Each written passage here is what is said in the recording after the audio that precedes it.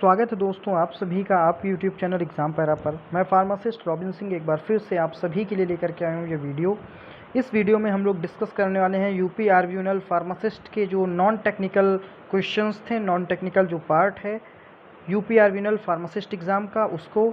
और इसमें हमें हिंदी के साथ साथ जीएस, रीजनिंग सारी चीज़ें मिलेंगी और देखते हैं क्या क्या क्वेश्चंस हैं। और देखिए जो पहला क्वेश्चन है वो क्वेश्चन हिंदी का ही है। वादी का विलोम शब्द है, यानी वादी का जो विलोम शब्द है वो क्या है। इसमें आपके सामने 4 ऑप्शन है, बकवादी, प्रतिवादी, विवादी या संवादी। तो द राइट आंसर इज प्रतिवादी, जो कि आपके सामने है।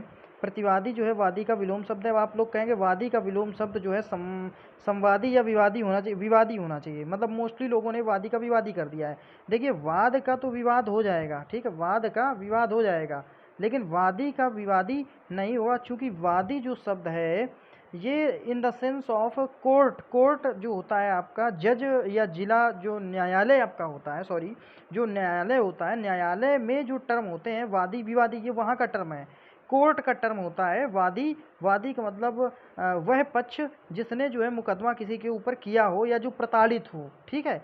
तो वादी और विवादी का मतलब जिसके अगेन जिस उसने मुकदमा किया है वो हो गया विवादी। तो ये जो है वादी विवादी जो है आपका टर्मिनोलॉजी रिलेटेड है, कोर्ट से संबंधित है, ठीक है, कोर्ट से।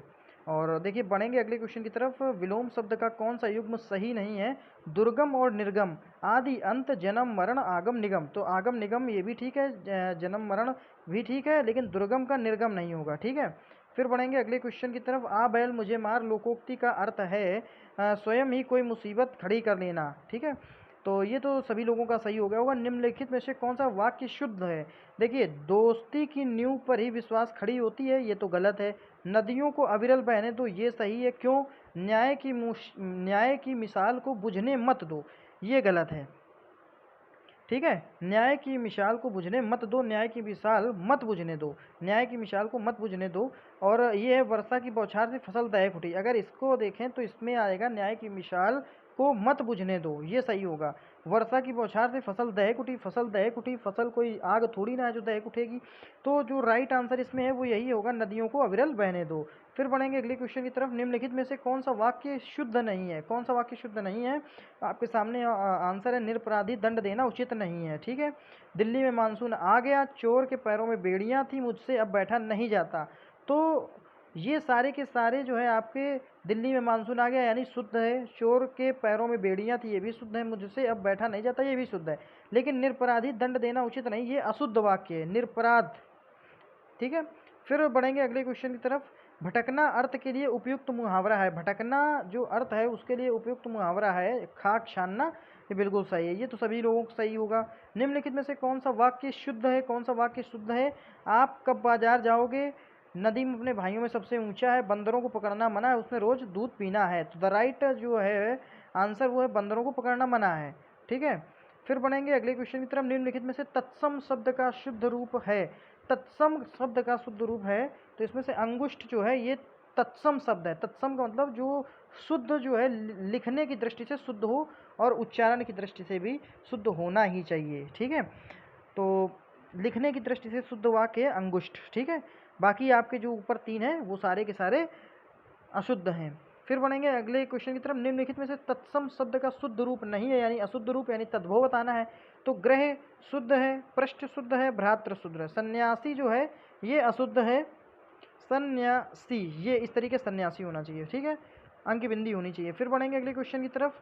Question number 10। तत्सम तद्भव शब्दों का कौन सा युग्म सही नहीं है। तत्सम का मतलब पहला शुद्ध फॉर्म में लिखा होना चाहिए, और तद्भव का मतलब दूसरा वाला जो है वो थोड़ा अशुद्ध फॉर्म में होना चाहिए। तो मृत्तिका और मृतक ये जो है सही नहीं है। मृत्तिका मृतक ये सही नहीं है। रिक्ति और रीता, मातुल और मामा, पूर्व और पूरब, ठीक है, ये सारे के सारे सही हैं। फिर बढ़ेंगे अगले क्वेश्चन की तरफ। करुण का विलोम शब्द क्या है। करुण का विलोम शब्द होता है निष्ठुर, ठीक है, निष्ठुर। फिर बढ़ेंगे निम्नलिखित में से कौन सा वाक्य अशुद्ध है। दुकान गंदगी से भिनभिना रही है। दुकान कैसे भिनभिना सकती है, भिनभिनाएंगी तो मक्खियाँ, ठीक है। प्रकृति अजय है, ये सही है। नीचे के भी दोनों सही है। हवा में नमी बढ़ गई, ये भी ठीक है। शिक्षक समाज का पथ प्रदर्शक होता है, ये भी सही है। क्वेश्चन नंबर 13 पे चलेंगे। अनिवार्य का विलोम शब्द है। अनिवार्य का ऐच्छिक होता है, आप सभी लोग जानते हैं।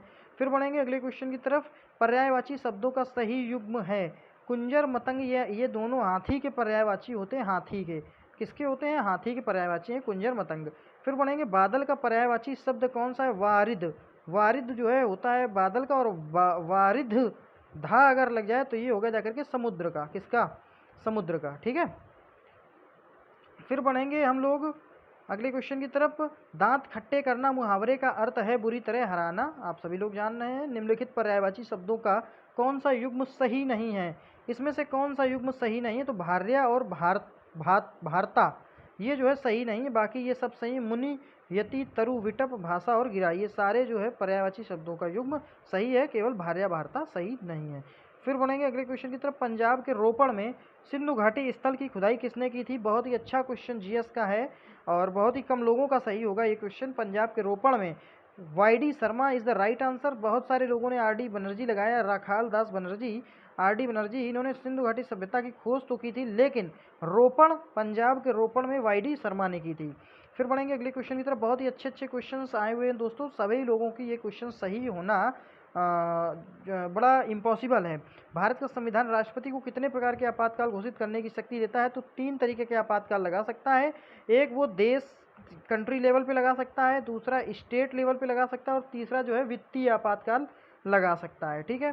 फिर बढ़ेंगे अगले क्वेश्चन की तरफ। What does gross domestic product indicate? जो जीडीपी के बारे में आपसे पूछा गया है। जीडीपी तो एक साल में जो मैन्युफैक्चर्ड प्रोडक्ट होता है वही होता है। It indicates the income of the country, मतलब एक साल, हाँ ये तो सही बात है कि जीडीपी जो होती है वो इनकम जो है कंट्री की इनकम को प्रदर्शित करती है, लेकिन किस तरीके से? एक साल में जो भी उत्पाद हमारे देश के द्वारा बनाए जाते हैं वो जो है जीडीपी होता है, ग्रॉस डोमेस्टिक प्रोडक्ट। ठीक है। प्रश्न उपनिषद, प्रश्नोपनिषद किस वेद से संबंधित है? तो द राइट आंसर अथर्ववेद से संबंधित है। अथर्ववेद से प्रश्नोपनिषद, ठीक है, ये जो है आपका संबंधित है अथर्ववेद से। फिर बढ़ेंगे। इंदिरा गांधी अंतर्राष्ट्रीय हवाई अड्डा नई दिल्ली का टर्मिनल 3 कब खोला गया? बताइए। कितना पुराना क्वेश्चन? अगर 2010 इसका आंसर है तो इसका मतलब 2010 का ये क्वेश्चन है। और किस तरीके का क्वेश्चन रहा होगा? 2010 के करंट का क्वेश्चन रहा होगा भाई। भैया देखो 2010 में अगर टर्मिनल 3 खोला गया है तो यानी 2010 के टाइम पे ये करंट का क्वेश्चन रहा होगा, ना कि अब रहा होगा। अगर ये अब का क्वेश्चन तब होता जब ये 2019 में, 2020 में, 2021 में खोला गया होता, तो ये करंट का क्वेश्चन अभी का होता। तो कितना पुराना क्वेश्चन आपसे पूछ लिया गया। Who pass the vernacular press act 1878 किसने पास किया था? तो लॉर्ड लिट्टन थे ये। 1878 में vernacular press act Lord Lytton ने पास किया था। क्वेश्चन नंबर 24 पे चलेंगे। भारतीय संविधान का कौन सा अनुच्छेद सार्वजनिक रोजगार में अवसरों की समानता के अधिकार से संबंधित है? तो भारतीय संविधान का कौन सा अनुच्छेद सार्वजनिक रोजगार में अवसरों की समानता से संबंधित है? अगर आप आर्टिकल 14 से 18 के बीच में पढ़ेंगे तो उसके बीच में एक आएगा आर्टिकल 16, ठीक है, जिसमें अवसर की समानता है। ठीक है। और आर्टिकल 18 में जो है वह है उपाधियों का अंत। केवल शैक्षणिक उपाधियों को छोड़ दीजिए तो बाकी सारी उपाधियों का अंत जो है आर्टिकल 18 में आएगा। फिर म्यांमार की राजधानी क्या? बहुत ही अच्छा क्वेश्चन। नेपिदा जो है म्यांमार की राजधानी है। फिर बढ़ेंगे क्वेश्चन नंबर 26 की तरफ। सेबी की स्थापना किस वर्ष हुई? बहुत सेबी की स्थापना किस वर्ष हुई? एक मिनट, थोड़ा दोस्तों ज़्यादा आगे बढ़ गया है। सेबी की स्थापना किस वर्ष हुई? तो ये आप लोगों का क्वेश्चन है, और एक मिनट थोड़ा सा मैं उसको दिखा दूँ आप लोगों को।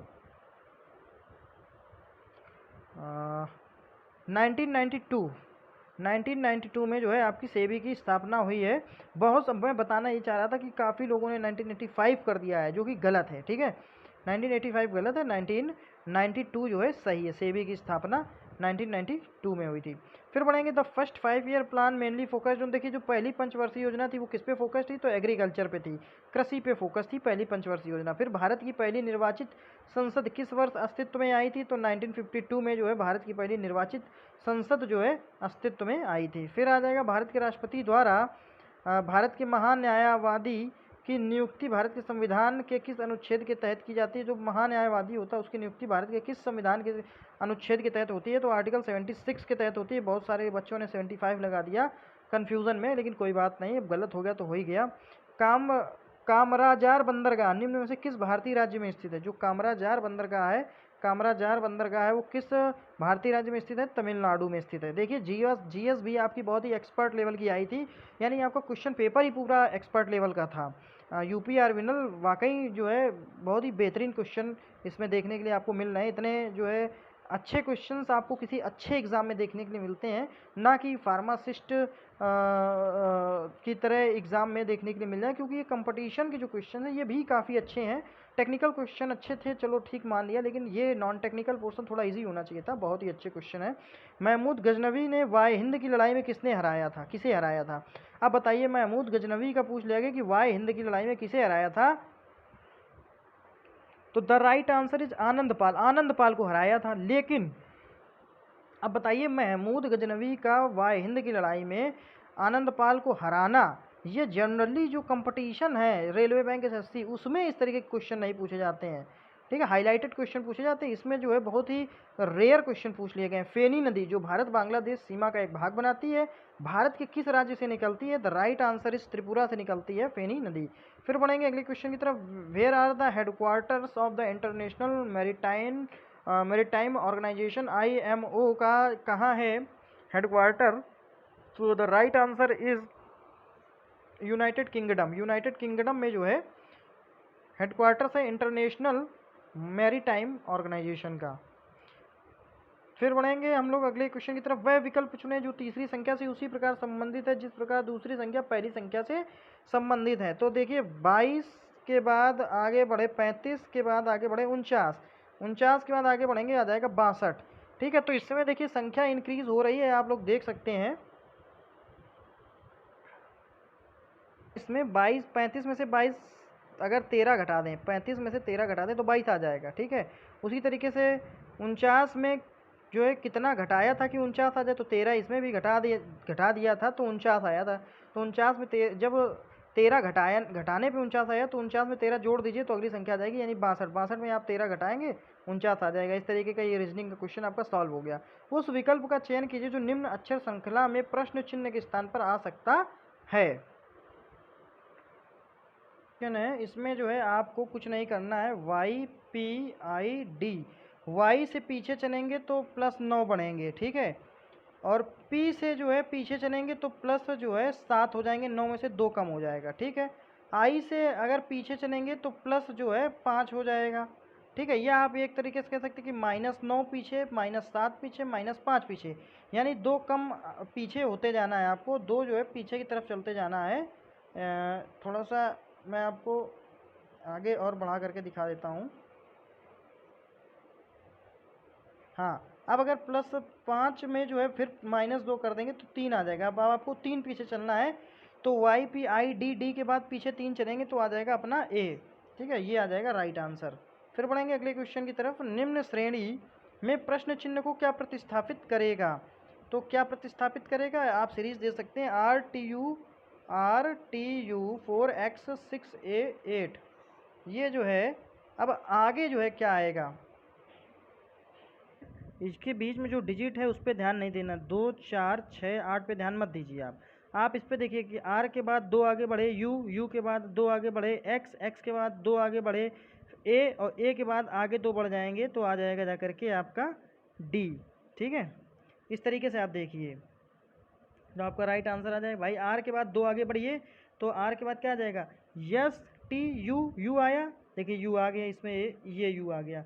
U के बाद फिर 2 आगे बढ़िए ये तो VWX, ठीक है। U के बाद 2 आगे बढ़े फिर X आ गया, X के बाद 2 फिर आगे बढ़ जाएंगे तो YZ, अब Z के बाद फिर A से चालू हो जाएगा तो यानी A आ गया आपका। अब A के बाद फिर 2 आगे बढ़ जाइए यानी BC, C के बाद क्या आ जाएगा D, तो D is the right answer. फिर बढ़ेंगे अगले क्वेश्चन की तरफ। एक निश्चित कूट भाषा में कॉमर्स को CERMMCO के रूप में लिखा जाता है, उसी भाषा में संस्कृत को किस प्रकार से लिखा जाएगा? करना है आपको, जैसा इन्होंने आपको दे दिया है इसी को आपको पलटा करके लिख देना है, ठीक है।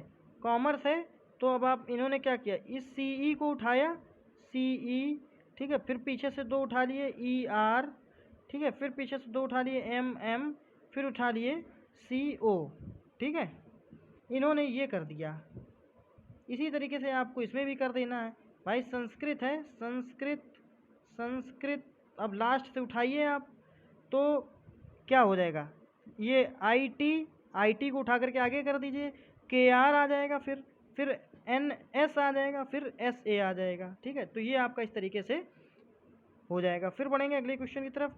Test is related to YFXYZ in the same way as west is related to. देखिए टेस्ट को अगर लिखते हैं ये, ठीक, तो वेस्ट को क्या लिखेंगे, ये आपसे पूछा जा रहा है। इसमें आपको कुछ नहीं करना है, जो भी डिजिट आपको दी गई उसके आगे +5 आपको करके, जो भी उसके आगे +5वां नंबर आएगा वो आपको लिख देना। अब वेस्ट के आगे देखिए WASTE है, अब वेस्ट में आपको क्या करना है, W के आगे 5 चलना है। तो W के आगे जब 5 चलेंगे तो आपका B आ जाएगा, A के आगे जब 5 चलेंगे तो आपका F आ जाएगा, S के आगे अगर आप 5 चलेंगे तो X आ जाएगा, T के आगे 5 बढ़ेंगे काउंट करेंगे Y आ जाएगा, और E के आगे 5 काउंट करेंगे तो J आ जाएगा। ठीक, ये आपका सीक्वेंस रहेगा। फिर बढ़ेंगे देखिए अगले क्वेश्चन की तरफ।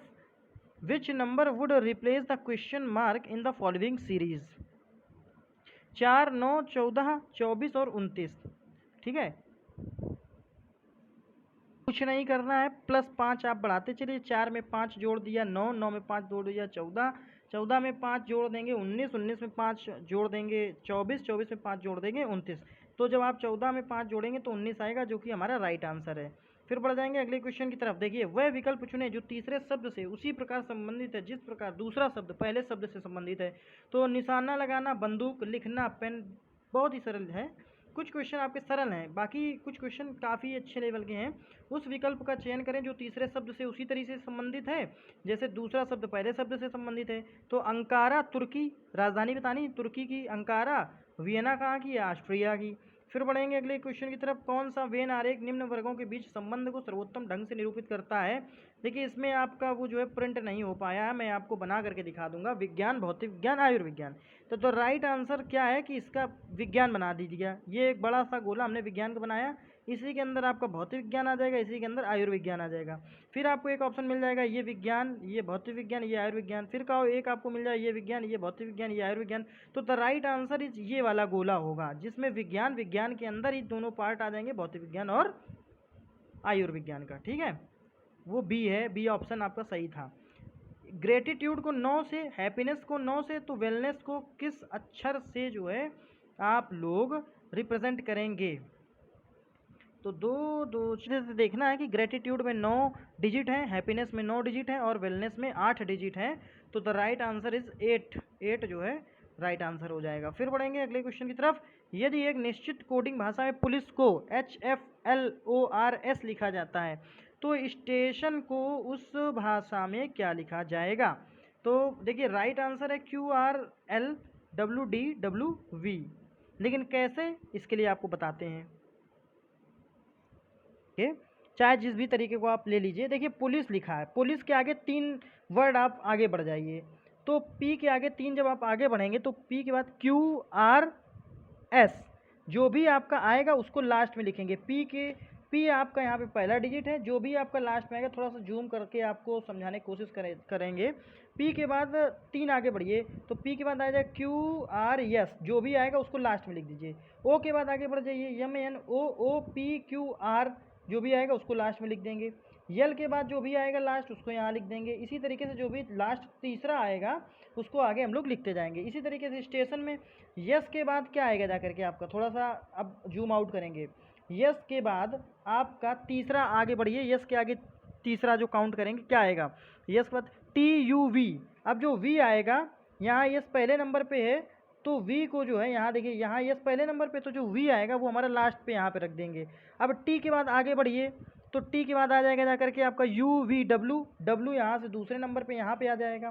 फिर A के बाद BCD, D आपका यहाँ पे आ जाएगा। इसी तरीके से आप बढ़ते जाएंगे और आपका जो है आता जाएगा। तो ये राइट आंसर है इसका। ठीक है, एक और है आपका, वो इसी का सीक्वेंस है, उस सीक्वेंस के हिसाब से आप उसको, जब इसको आप सॉल्व कर लेंगे तो आप उसको खुद अपने आप सॉल्व कर लेंगे। देखिए 4 विकल्प दिए गए हैं जिनमें से 3 किसी प्रकार से समान है और एक भिन्न है, विषम को चुने। धकेलना, खींचना, दौड़ना। ठीक है, इनमें क्या है, इनमें जो है धकेलने में आपका बल का प्रयोग हो रहा है, खींचने में भी बल का प्रयोग हो रहा है और दौड़ने में भी बल का प्रयोग हो रहा है, लेकिन देखने में बल का प्रयोग नहीं हो रहा है। फिर बढ़ेंगे अगले क्वेश्चन की तरफ। देखिए ये क्वेश्चन प्रॉपर मिला नहीं है, इसमें प्रिंट नहीं हो पाया है। फिर देखेंगे 4 संख्या युग्म दिए गए हैं जिनमें से 3 किसी प्रकार से समान है और एक भिन्न है, भिन्न विषम को चुनें। भिन्न विषम को चुनें। देखिए 24 38 67 82 33 48 44 59। 67 में आप देखिए, आप लोग 67 में 15 जोड़ेंगे 82, 33 में 15 जोड़ेंगे 48, 44 में 15 जोड़ेंगे 59, लेकिन 24 में 14 जोड़ेंगे तो 38 होगा। या इसी को उल्टा कर लीजिए, 38 में 14 कम करें 24, 82 में 67 कम करें 82 में 15 कम करें 67, 48 में 15 कम करें 33 और 59 में 15 कम करेंगे 44। लेकिन 38 में 14 कम करेंगे तो आएगा 24, तो यानी यही जो है डिफरेंट है। ठीक है, यही होता है। दोनों तरीके से आप कर सकते हैं। यदि KTA 32 KHJ 29 तो IWH कितना होगा? देखिए KTA इन तीनों को जो है अगर जोड़ देंगे तो इनका योग जो है 32 आएगा। K की वैल्यू क्या होती है, आप थोड़ा ध्यान दीजिएगा। K की जो वैल्यू होती है जा करके वो होती जा करके आपकी I की वैल्यू 9, 10, J की वैल्यू 10 और K की वैल्यू 11। 11 T होती 20, तो 11 और 20 ये हो गए जाकर के आपके 31 और A आता है नंबर 1 पे तो हो गया 32। इसी तरीके से KHJ को जोड़ लेंगे तो 29 आ जाएगा और अगर IWH को जोड़ेंगे तो I की वैल्यू हो गई जाकर के 9। ठीक है, W की जो आपकी वैल्यू आ जाएगी जाकर के वो आ जाएगी जाकर के Z होता है आपका 26, Y होता है आपका 25, X होता है आपका 24 और W हो जाएगा 23। तो 23 में आप 20 जोड़ दीजिए। ठीक है, 23 में आप 9 जोड़ दीजिए क्योंकि I की वैल्यू 9 है और बचा आपका H होता है 8। तो बस अब आप इसको जोड़ लीजिए, 9 8 17, 3 21 का 1 हाथ से लगाए, 2 1 3 31। ये आपका ये आपका 40 बनेगा जाकर के। ठीक है, 40 बनेगा। 23 में अगर आप 9 जोड़ देंगे तो 9 3 12, ये तो 32 हो गया और 32 में अगर आप 8 जोड़ देंगे तो 40। ठीक है, थोड़ा काउंटिंग गड़बड़ हो गई। फिर 49 नंबर ऑफ क्वेश्चन देख लेते हैं। वह विकल्प चुने जो तीसरी संख्या से ठीक उसी प्रकार संबंधित है जिस प्रकार दूसरी संख्या पहली संख्या से। तो 40 8 8 40, 5 50 और 10 है तो 10 पचे 50। देखिए 8 में 5 का गुणा कर देंगे 40 आ जाएगा, 10 में 5 का गुणा कर देंगे 50 आ जाएगा। ठीक है, फिर जो 50 नंबर क्वेश्चन है उसको देख लेते हैं। वह विकल्प चुने जो तीसरे शब्द से ठीक उसी प्रकार संबंधित है जिस प्रकार दूसरा शब्द पहले शब्द से संबंधित है। तो गर्म, ठंडा, गतिहीन, प्रवाहित। देखिए गर्म का विलोम क्या हो गया? ठंडा। और गतिहीन का क्या होगा? गति का मतलब हो गया स्पीड और हीन का मतलब यानी उस पर स्पीड ना हो। ठीक है, और प्रवाहित का मतलब जिसमें स्पीड हो, तो गतिहीन का प्रवाहित। ठीक है, तो दोस्तों ये थे हमारे 50 नॉन टेक्निकल क्वेश्चन यूपी आर्विनल फार्मासिस्ट के। आप लोगों ने लेवल देख लिया होगा कि किस लेवल के जो है क्वेश्चन आए थे। बहुत ही अच्छा लेवल था। और इसी तरीके से अगर आप दूसरे जो फार्मासिस्ट के एग्ज़ाम पेपर हैं उनको देखना चाहते हैं तो प्लीज़ चैनल को सब्सक्राइब ज़रूर कर लें और जो है अपने दोस्तों तक शेयर कर दीजिए, वीडियो को लाइक कर दीजिए और बेल आइकन भी प्रेस कर दीजिए तो आपको नोटिफिकेशन जो है मिलती रहेगी। और साथ ही साथ जो फार्मासिस्ट की वैकेंसी है उसके बारे में भी आपको पता चलता रहेगा। Thanks for watching the video. Thank you so much.